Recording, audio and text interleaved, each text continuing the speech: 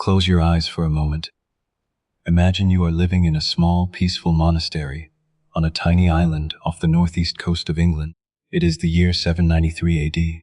The morning is quiet, the monks are praying. The sea looks calm, the birds are singing. Life is simple, safe, and full of faith. Then, without any warning, dark shapes appear on the horizon.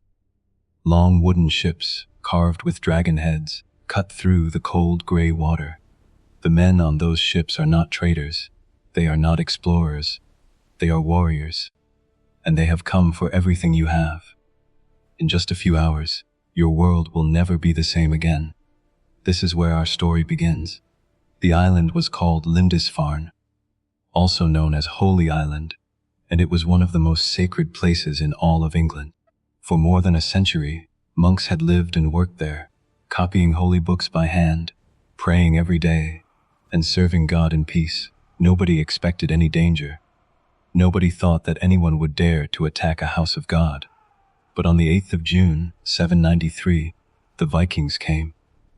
They crashed through the monastery doors. They stole the gold and silver treasures. They burned what they could not carry, and they killed or captured the monks who could not run. The people of England were horrified. One church leader wrote that it felt like the end of the world had arrived.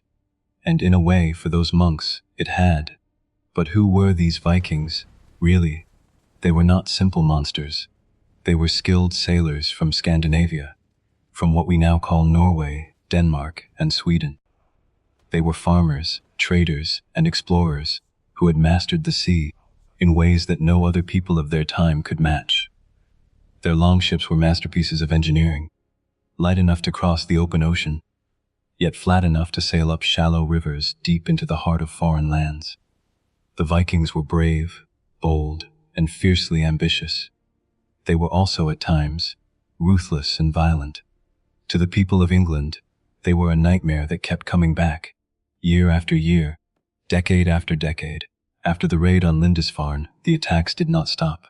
In fact, they got worse. Every summer, Viking ships appeared on the English coastline. They raided villages, took slaves, and loaded their boats with everything of value they could find: silver, gold, food, livestock.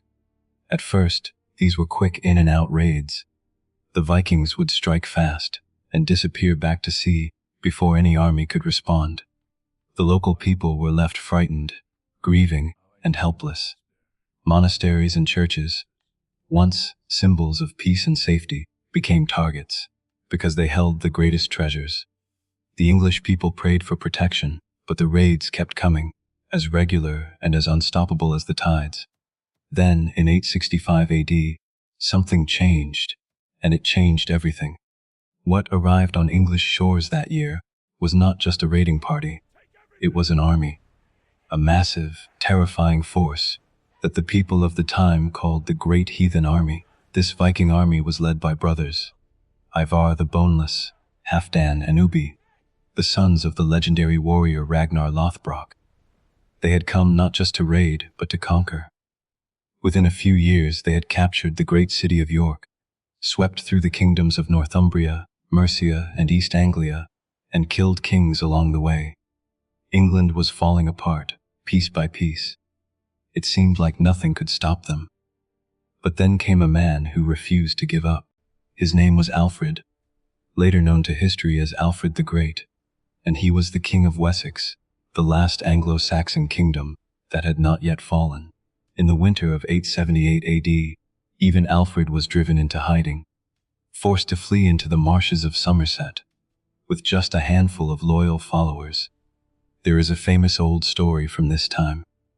Perhaps you have heard it, where Alfred, disguised as a simple traveler, stayed in a peasant woman's hut and accidentally let her cakes burn on the fire. Because he was too busy thinking about how to save his kingdom, the woman scolded him without knowing who he was. Alfred, the King of England, sat quietly and took the scolding. It says something powerful about the man. Alfred did not stay in hiding for long. He gathered his forces, inspired his people, and in the spring of 878, he struck back. At the Battle of Edington, the English army fought with everything they had. and they won. The Viking leader, Guthrum, was defeated. Alfred made a historic peace agreement with him, and Guthrum even agreed to be baptized as a Christian. It was an extraordinary moment. England was divided into two parts. The south and west remained English, while the north and east became the Danelaw, a region under Viking control. It was not a perfect solution, but it saved England from complete conquest. Alfred went on to build a stronger army, a better navy, and a network of fortified towns. He also encouraged education and the writing of history in the English language. He was a king who understood that a nation needs more than warriors. It needs knowledge, law, and culture. Alfred's children and grandchildren continued his work. Slowly, steadily, they pushed the Vikings back. His son Edward and his remarkable daughter, Ethelfled, who became known as the Lady of the Mercians, fought side by side to reclaim the Danelaw. His grandson Athelstan became the first man ever to be called the King of all England, uniting the country under one crown. For a moment, it seemed like England had found peace at last. But history is never that simple. The Vikings returned. Around the year 991, a new wave of attacks began under the leadership of a fearsome Norse warrior named Olaf Tryggvason. The English king at the time, Ethelred, nicknamed the Unready, which really meant the poorly advised, made a desperate and embarrassing decision. Instead of fighting, he paid the Vikings to go away. This payment became known as the Danegeld, and as you might expect, it did not work. The Vikings took the money, went home and came back the following year asking for more.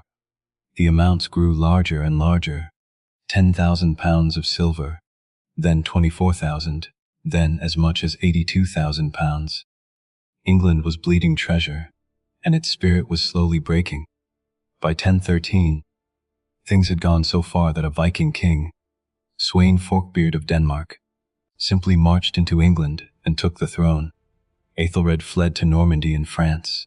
Within a year, Sweyn was dead, and his brilliant son Canute took control. King Canute, or Canute as he is sometimes called, turned out to be one of the most powerful and surprisingly wise rulers England ever had. He did not try to destroy English culture. Instead, he respected it.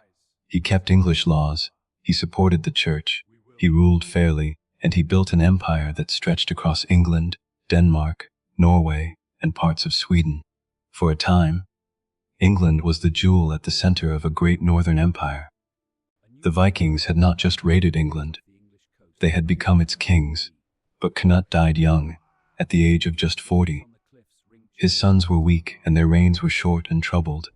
By 1042, the Viking dynasty in England had collapsed, and the old English royal line was restored. Edward, known as Edward the Confessor, became king.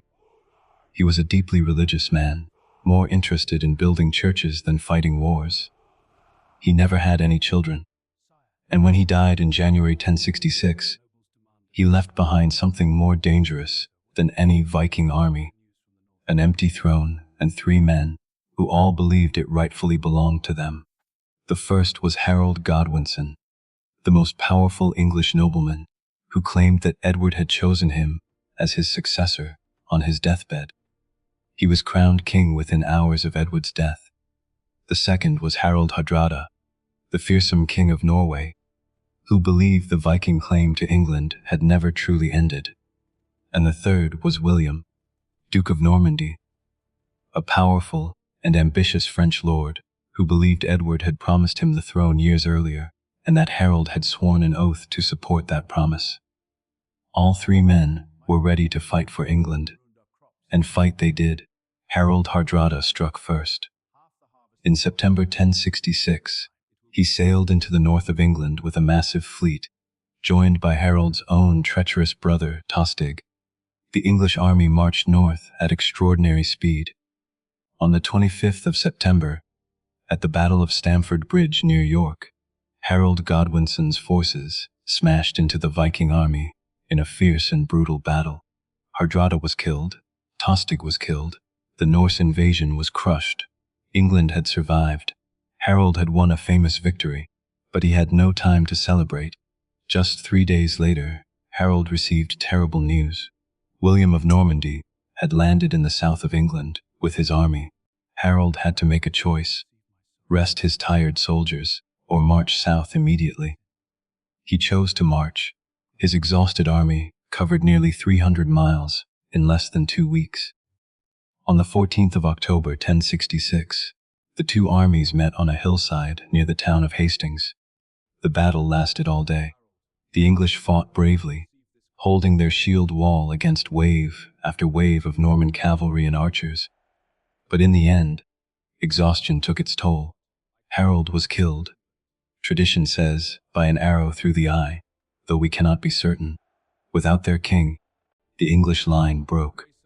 William of Normandy rode forward across the battlefield as its undisputed master. England had a new king. Here is where the story takes its most extraordinary and unexpected turn. William the Conqueror, the man who just defeated the last Viking invasion and ended the Viking Age in England forever, was himself descended from Vikings. His great-great-great-grandfather, a man named Rollo, was a Norse warrior who had seized control of northern France back in 911 and founded the region known as Normandy, which simply means land of the Northmen. The Normans were Vikings who had learned French, adopted Christianity, and built a new kind of power. When William conquered England, the Vikings did not just disappear from history. They transformed into something new and left their mark on every corner of English life. Think about it. The English language you speak today is full of Viking words. Words like sky, window, knife, egg, husband, sister, and hundreds more all come from the Norse language of the Vikings. Thousands of place names across northern and eastern England, York, Derby, Grimsby, Whitby, Scunthorpe, come from Old Norse. The laws and systems of local government that the Vikings established in the Danelaw shaped English society for centuries, and the Norman French brought by William added yet another layer to this extraordinary mix, giving us legal words, royal titles, and cultural ideas that are still woven into English life today. So what is the real story here? It is not just about raiders and battles, blood and treasure. It is the story of how a small, faraway people from the cold lands of Scandinavia set sail one summer morning and ended up reshaping an entire nation. It is the story of how violence and conflict over 3 long centuries slowly gave way to settlement, culture, law, and legacy. The Vikings who first terrified England eventually became its farmers, its traders, its kings, and ultimately, through the Normans, the architects of modern Britain. That quiet, peaceful morning on Lindisfarne in 793 was not simply the beginning of an age of terror. It was the opening chapter of a story that would take 273 years to complete, a story full of courage and cruelty, of great kings and desperate battles, of languages mixing and cultures blending, of a nation being broken apart and slowly, painfully, forged into something stronger. The Viking who changed Britain forever was not just one man. It was a whole people, restless, daring, impossible to ignore, who crossed the sea and never truly left. And the next time you look up at the sky, remember that the very word sky came to you across the cold North Sea, carried in the heart of a Viking longship more than 1,000 years ago.